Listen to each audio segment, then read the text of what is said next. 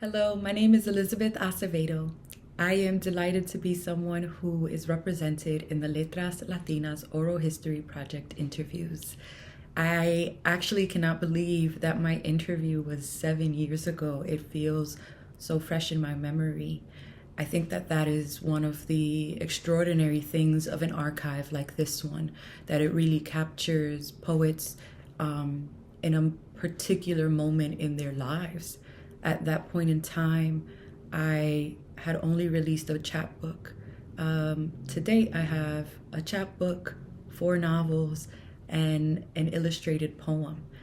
And so to look back at my thinking, how I was talking about my work, what I thought about my work, it was really fascinating to sit with my former poet self and be reminded of how I have been moving through language for years now.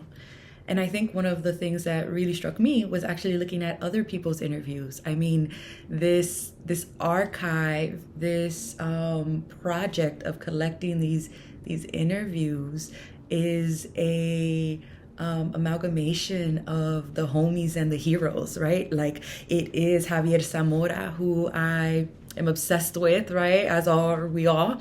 And it's like Rina P. Espiat, who I've been reading since I was a child. She's one of the few Dominican poets who I knew of when I was very young. And so it is quite an honor to be a part of an archive amongst people who I so admire. And I think it speaks to the range of just how many poets of different eras, of different styles, of different trajectories that represent Latino letters. And I'm going to read a couple of poems for you all. Self-Portrait of Eve as Cardi B. Yeah, I ate it, 'cause fuck it, I was hungry. Tuh, you think the snake talked me into it? Please, I lived with Adam. I been you about snakes in the grass. Don't you know he was always dry snitching on me to Pops? Even blamed the apple on me, like I forced him to take a bite. Like a hoe don't be greedy, why the fuck would I have shared? And I'm a charmer.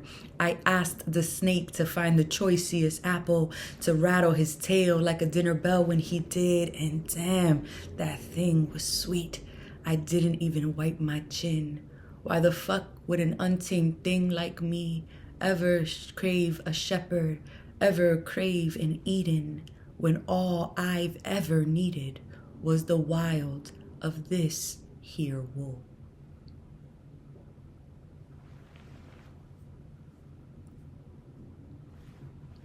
La Ciguapa, for the Antilles.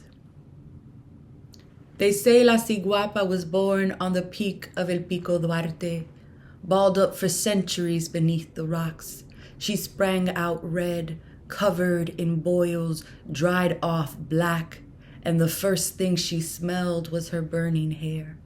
They say Ataveira carried La Ciguapa while in frog form, held her low in the belly until squatting, she laid her into soft dirt, an egg made of ocean.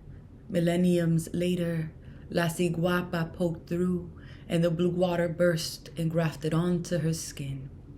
They say La Ciguapa pried apart her jaw and spit herself out, soft and malleable, but at the last second her legs scraped against fangs and inverted her footing. Her backwards facing feet were no mistake, they say. She was never meant to be found, followed, an unseeable creature, crane legs, saltwater crocodile scales, long beak of a parrot no music sings forth from. La Ciguapa, they say, was made on one of those ships, stitched and bewitched from moans and crashing waves. She emerged entirely formed, dark and howling, stepped onto the auction block, but none would buy her. They wouldn't even look her in the eye. They say she came to be beneath the saddle of the first mare, rubbed together from leather and dark mane, hungry, that she has no hoof between her legs. They say she came to be beneath the Spanish saddle of the first mare, rubbed together from leather and dark mane, hungry, that she has a hoof between her thighs and loves men like the pestle loves the mortar. They say, I'm lying. No one says. Who tells her story anymore?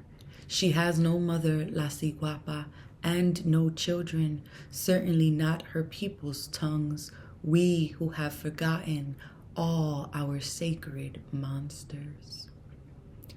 I'm fascinated in my work by the sacred monsters, right? By imagining Eve as a more abrasive, more calculated and sharp-tongued than what I was brought up to believe her as, to think of the folkloric figure of La Ciguapa in Dominican folklore as the many variations of what people have said about her. I think it's one of the really fruitful wells in my work, right? To go back to look at these women figures who we've learned about in the Bible, in historical accounts, in myths, and reimagine them and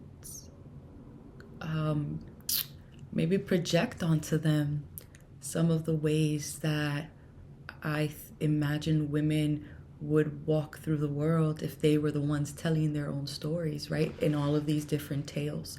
And so this last poem I'm going to read is in response to the biblical figure Lilith, who was the other wife of Adam before Eve.